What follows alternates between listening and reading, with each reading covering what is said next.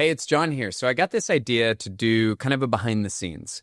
On a regular basis, I shoot training videos for our guide certification students and our members to help them to be better at leading transformative experiences. So I've never done this before. I'm going to try it out. If you like it, share in the comments what you like. If you don't, tell me what you don't like. Maybe I'll never do it again.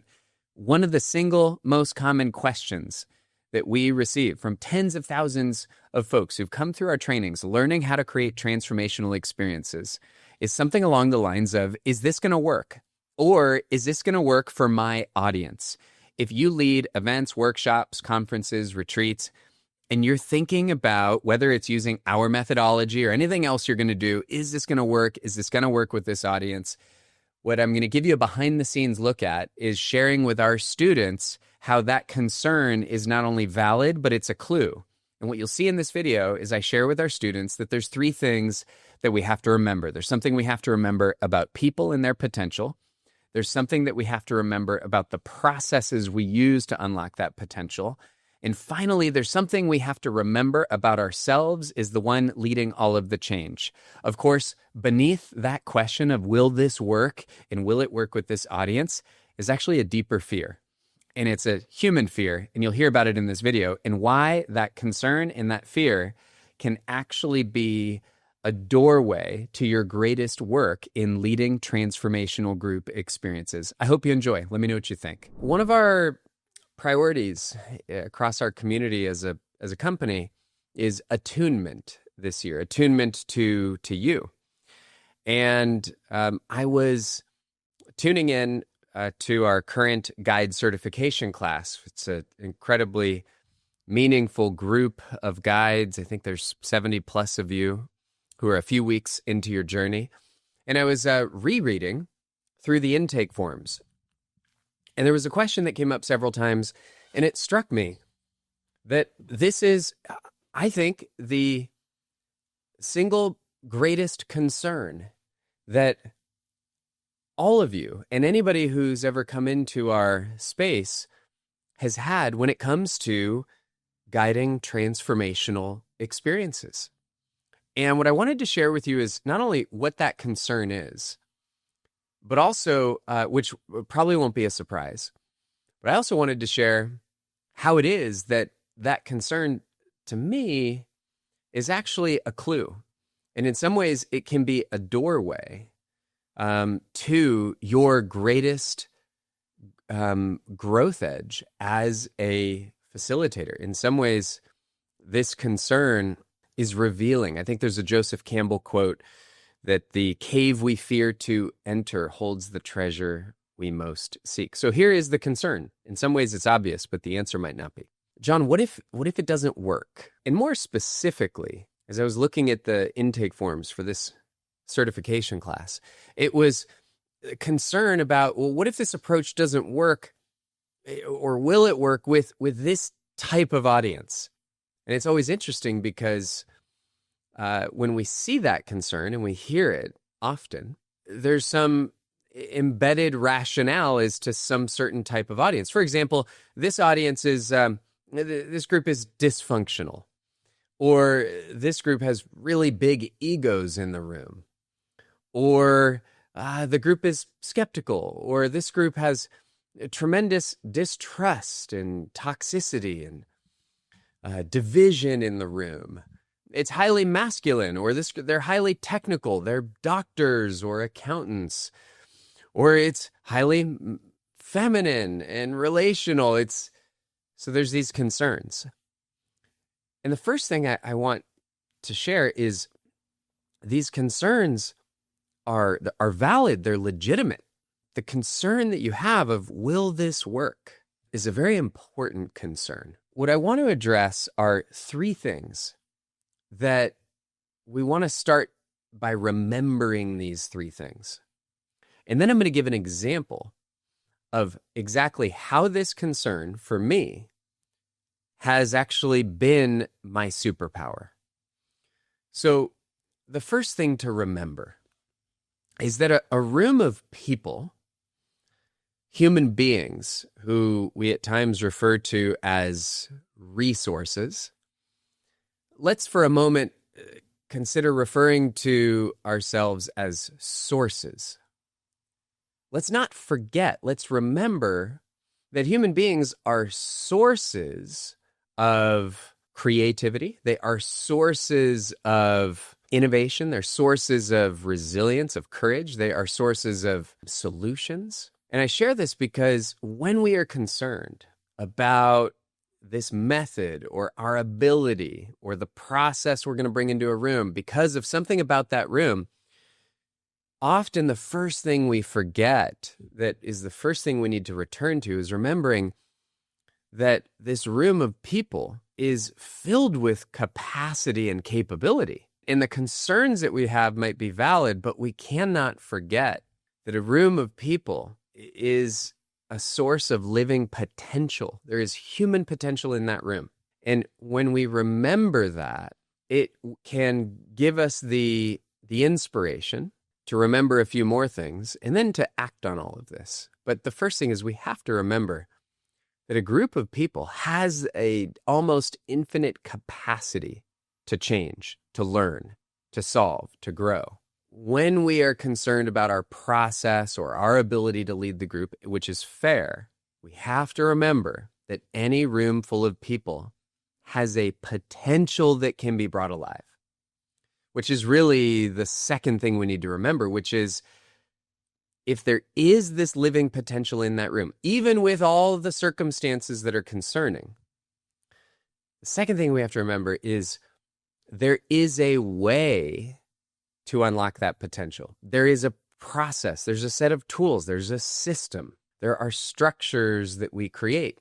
I refer to this as the master's curse. What is the master's curse? The better you get at leading a group, the more skillful you become, the more likely it is that somebody in the audience will undervalue what you're doing, because the better you get, the easier you make it all look, which is interesting. That's a whole other conversation on how do you navigate and address that. But there are these skills that are learnable to unlock the potential of the room. Of course, for us, we have to remember the depth and the nuance of these tools, right? For example, you all know this. You can lead a 10-minute exercise that to someone in the room, if it's done really well, it just looks embarrassingly simple. But to you and me, well, inside your playbook on facilitation mastery, there's, one page out of, 30, where we talk about that 10-minute exercise and just that the 3 stages we bring that group through. There's a checklist of 18 things that you could do to affect it. But, around here, we understand it's not just we gave them a question and we facilitated a conversation. Like, to do it with skill, we have to remember to give respect and reverence to, well, just the question itself, right? You got to choose the right question first, even knowing how to do that, right? And then once you choose the right type of question, how do you design that question? Okay, you got to do that part, right? But then once it comes time to facilitate, how do you present the question, right? You've got to know how to sell it, support it, and create space for it, right? And I said there's an 18-point checklist on one page.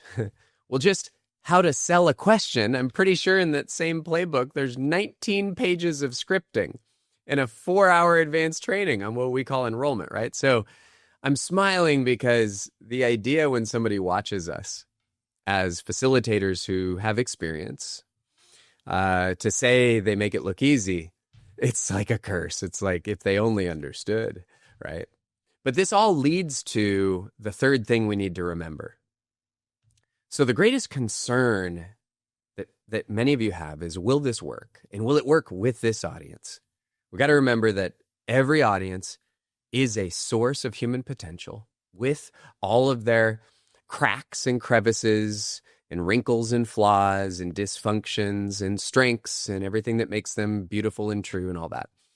Number 2, we got to remember there is a system. There's a set of tools. There's an operating system to invite that potential. But number 3, if we want to transform the meetings we lead so that those meetings transform the people and the lives and the businesses of the people in the room, we have to be willing to transform ourselves. And what I'm really talking about here is the kind of transformation that happens.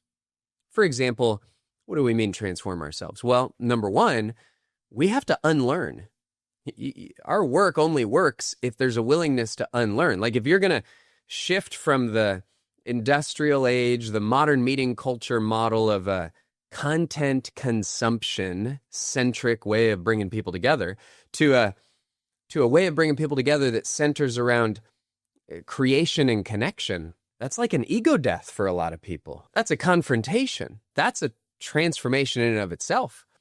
But not only that, any of you who've been guide certified or spent any time with us, not only do you need to unlearn so that you can relearn a new set of paradigms and tools, those are the processes, but we have to be willing to do the inner work to work on our presence, because the pairing between our presence and the processes together are what are going to unlock the potential even of that room that we have concern with. And what we're really talking about here is it's a depth of humility that is pretty profound. Let me tell you a story. My personal insecurity, like I've had social anxiety, I've had my own traumas around not belonging and all sorts of insecurities, have truly been maybe my greatest superpower as a convener, right? And let me explain. We've all been in a room where it didn't land. We've all been in a room where it fell flat, or the facilitator, the leader, didn't resonate. We've been in that room. We know what it feels like. We know how much potential is being wasted. We know the true cost of that room is not the accounting cost, which can be a lot. A room full of leaders. The true cost is all the problems we're not solving, the future we're not creating, right? So the intensity of this concern is so valid because we know it actually happens. And we've all been that leader. We've been that facilitator. You know, those experiences where it's like, I think I don't know, I felt, I think we'd nailed it, but you're not sure how it went. You think it went okay, but there's some party that's like, something didn't land. 100 people in the room, 15 people tell you it was great. If we're not careful, that's our story. But what about the other 85? And the people that thought it was a disaster, they rarely are the ones that rush to the stage to tell you what they think. We've all seen that. We've all been there. The reason I'm sharing this is because what's underneath this concern is actually our deepest fear. And it's our fear of rejection, right? And for me, it's taken me a long time to realize this. But the traumas that I've dealt with and the insecurity that I've lived with have become my greatest superpower, because when I feel that fear and concern about a group I'm going to work with, what I've learned is the group does have a life force, a potential that I can tap into. There are tools and processes. And if I'm humble enough, what I will do is lean into that concern and let it transmutate. I'll let that fear become fuel. And I will then tap into our operating system, which says the first thing is to collect data. And when we collect data about a group, what we're listening for, what we're attuning to is who are they? But the more experience we get and the more fear we have, the more the data we collect should be not just demographic, but psychographic. And it should be bringing us into, I need to know the elephants in the room. I want to know who hates who. I need to know the politics. I need to know the skeletons in this group's closet. I want to understand the journey of the soul of this group. I want to understand the divisions, the sides, the positions. I want to know who's going to be on my side, who's not. What is it about this approach that they're going to doubt? You see, the more I am willing to be more skeptical than everyone else in the room, the more I'm willing to become intimate with all of these undercurrents, then that intimacy turns all these shadows into actually a strength for me, because I will now prepare. What'll I prepare? I'll prepare not only the right types of questions, but when it comes to facilitation, now my greatest concern and my deepest fear has become a source of the best preparation, because now the things I'm going to learn and the way I'm going to prep is going to shape the precision of my language, and it's going to shape the quality of my presence. I'll give you a story. When I was first invited to lead the Conscious Capitalism CEO Summit, which was a tremendous honor, and we ended up leading it for 3 consecutive years until they stopped running it. I reached out to one of the board members, who is also a founder of the organization, and I asked him for some coaching. And in a somewhat humble place, I said, hey, look, I have fears, I have doubts, I have concerns. This is a very prominent room. I said, what do I need to hear? What do I need to know?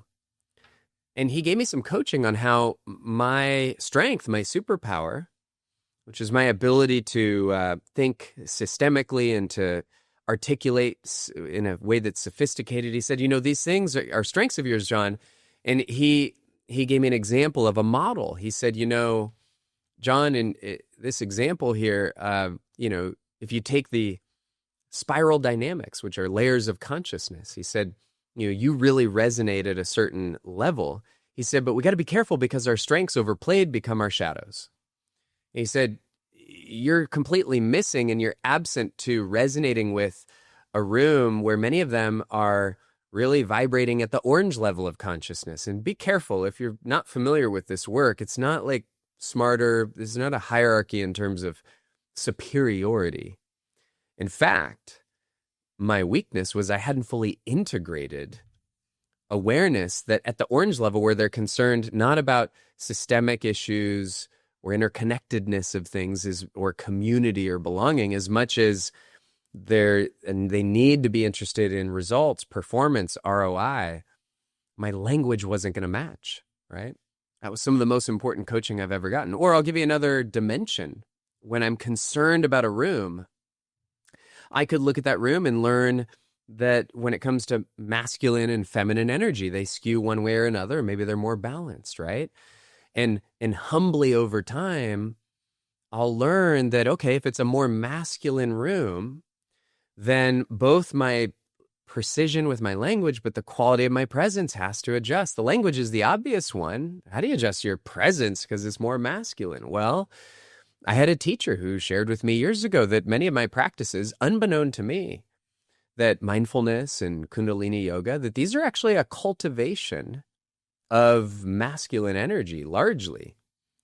And I had another teacher who affirmed this when they pointed out that in a masculine room, the North Pole in that room, the person who can really lead that room will be the one who is breathing the most deeply.